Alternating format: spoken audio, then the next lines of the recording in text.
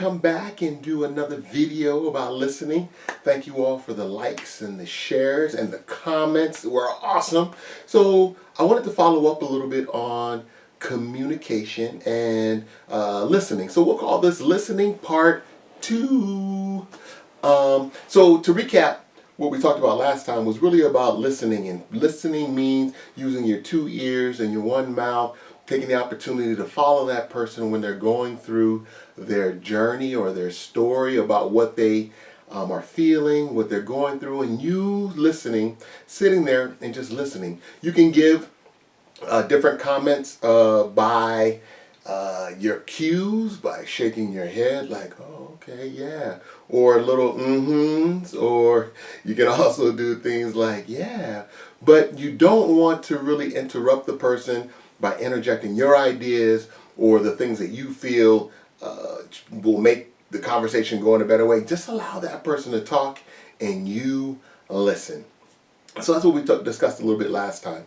In this video, I wanted to take an opportunity to share with you that in one of the comments that I received, somebody had shared with me that they were saying that their youth may think that things are a little bit weird, and in addition to, or a little bit weird because, you normally don't do that. And so one of the things, meaning that you don't normally listen.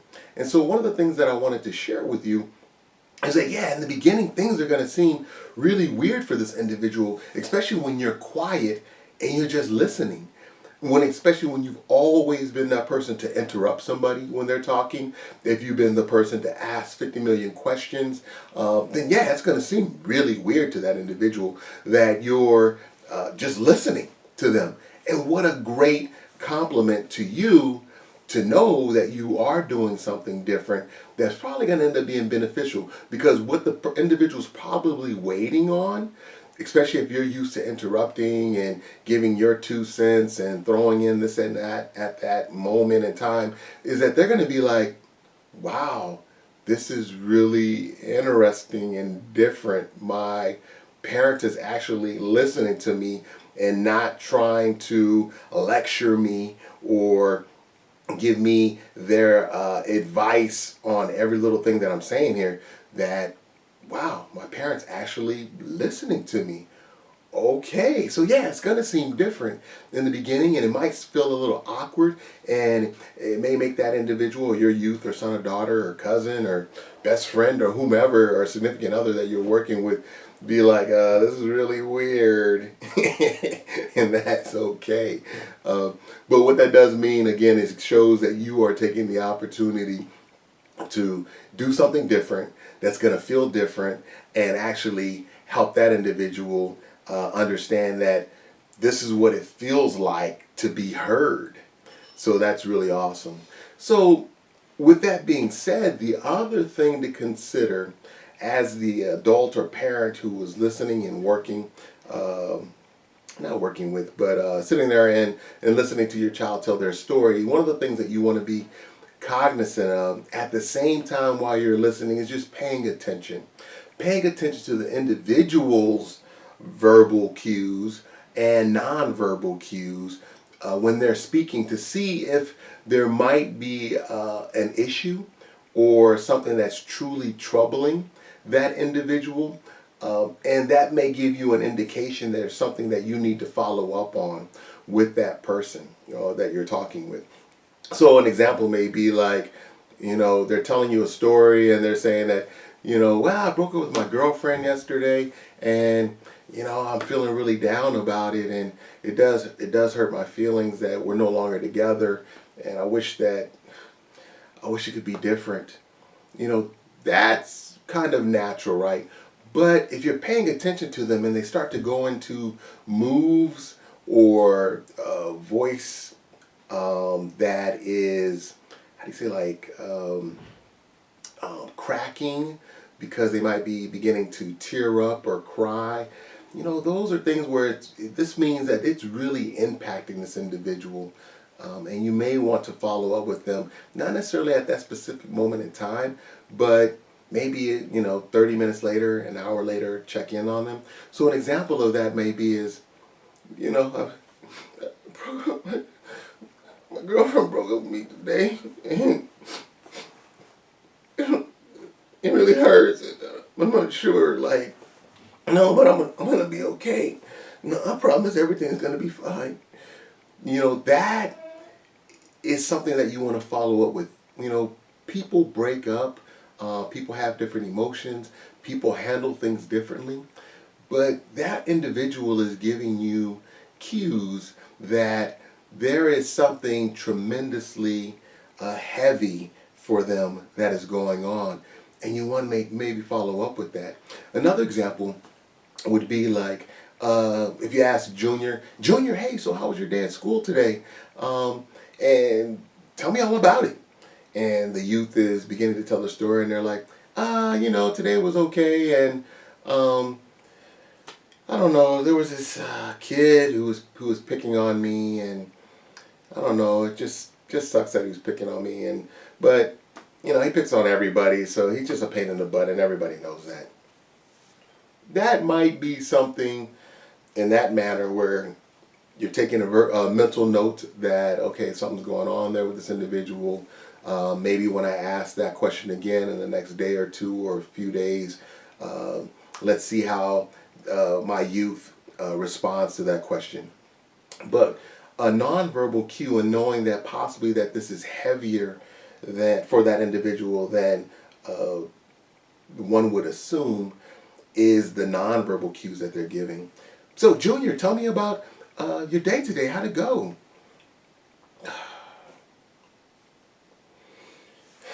Well, it's not a big deal. Whatever. Just, I don't know. I mean, it's not really a big deal. It's just, this kid's always picking on me. I mean, I don't know.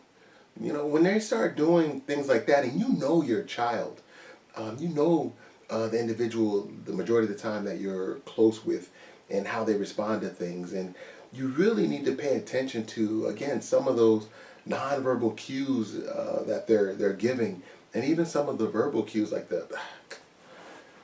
I don't know.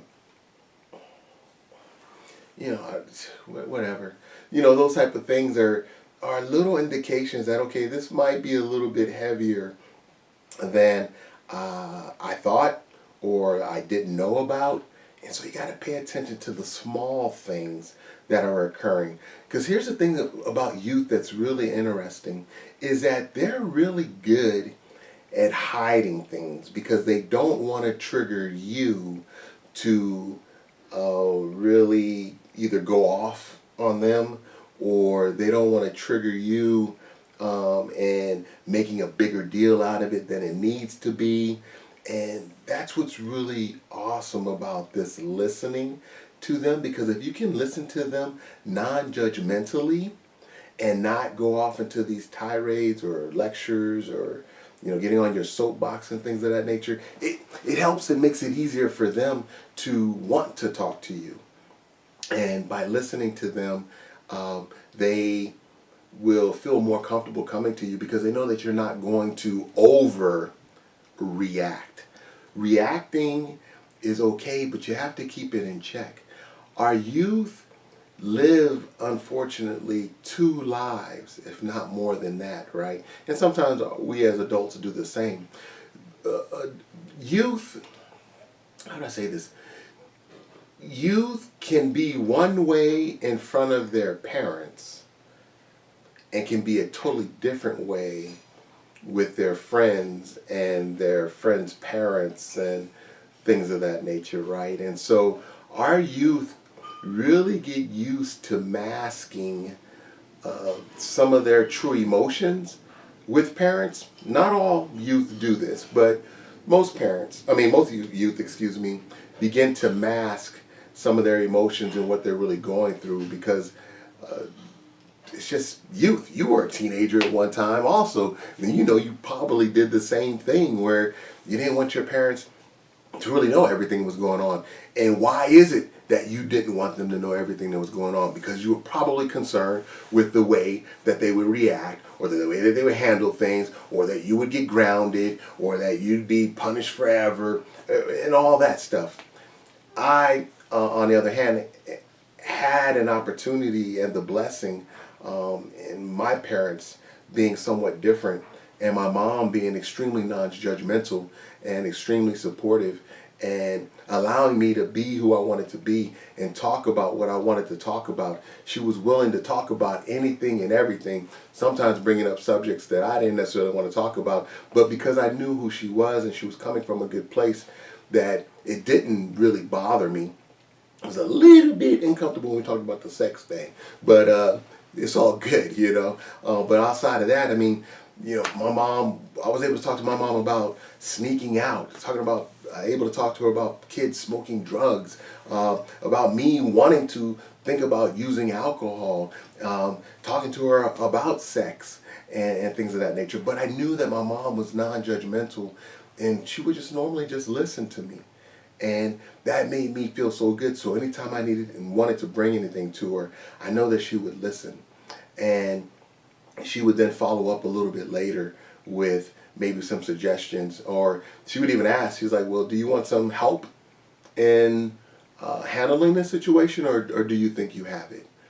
And I'll be like, well, you know, can you give me some assistance? I'm not sure what to say or what to do. And she'd be like, okay, well, let's talk about it then.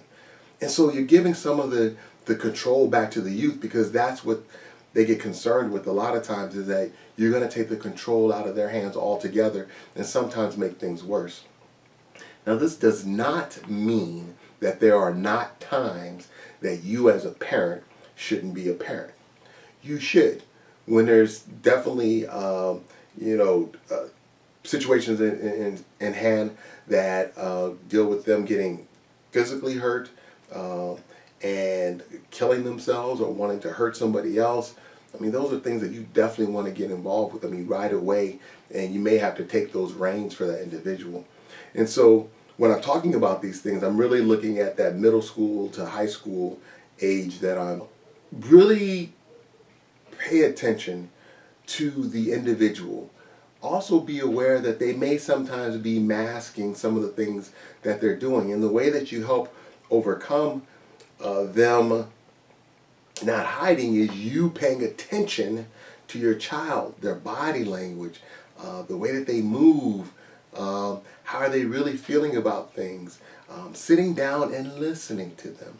So I wanted to share that with you all today because I had a comment come in, a comment or two about that, and wanted to share. So I also wanted to add on to the idea of listening. It is about listening here, but you can also listen with your eyes by paying attention to some of the nonverbal cues that your child is giving you, even when they walk in the door. You can tell when they're having a really good day. You can tell when they're having a little bit of a frustrating day, just by their walk, or by the way their shoulders are, or their head, and things of that nature. And I think sometimes we get so busy that we forget to pay attention to some of those nonverbal cues also. But those nonverbal cues allow us to help individuals that we love and care about. So this is Jamal Givens, the man of the hour, too sweet to be sour, the man with the power. Hope you guys have a good one, and I look forward to seeing you soon. Don't forget to like my page, Jamal Givens JG. You can also go to my website, jamalgivens.com, and leave comments. Share it. Please share with families that you know or people that might benefit from these little talks that I give. I appreciate you all, and have a good one.